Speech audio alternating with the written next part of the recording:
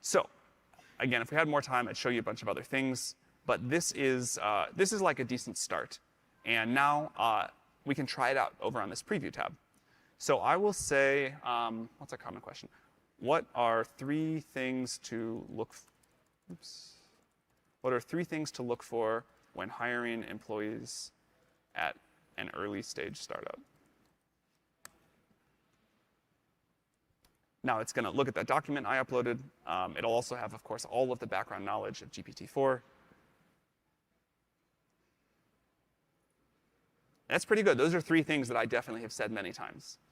Now we could go on and it would start following the other instructions and grill me on why I'm not growing faster. But in the interest of time, I'm going to skip that.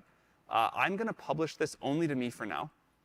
I can work on it later. I can add more content. I can add a few actions that I think would be useful. And then I can share it publicly. So that's what it looks like to create a GPT. Thank you.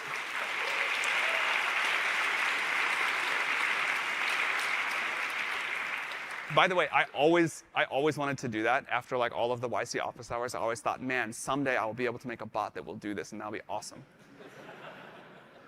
So with GPTs, we're letting people easily share and discover all the fun ways that they use ChatGPT with the world. You can make private GPTs, like I just did. Or you can share your creations publicly with a link for anyone to use. Or if you're on ChatGPT Enterprise, you can make GPTs just for your company. And later this month, we're going to launch the GPT store. You can list a GPT. Thank you. I appreciate that.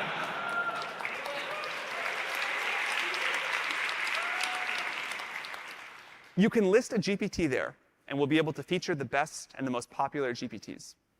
Of course, we'll make sure that GPTs in the store follow our policies before they're accessible.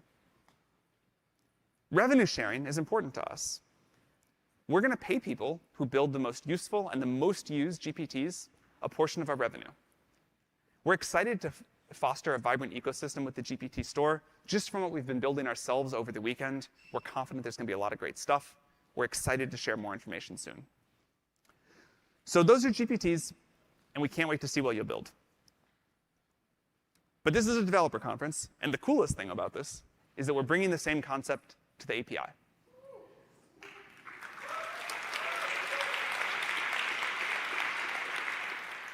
Many of you have already been building agent-like experiences on the API.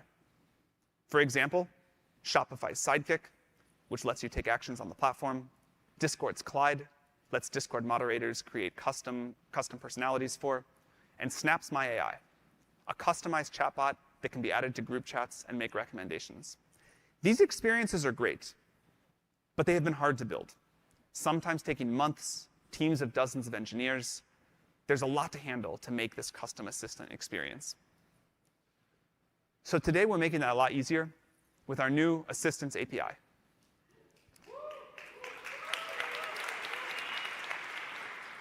The Assistants API includes persistent threads, so they don't have to figure out how to deal with long conversation history, built-in retrieval, code interpreter, a working Python interpreter in a sandbox environment, and of course, the improved function calling that we talked about earlier.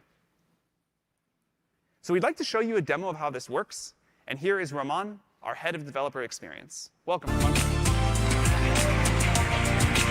Thank you, Sam.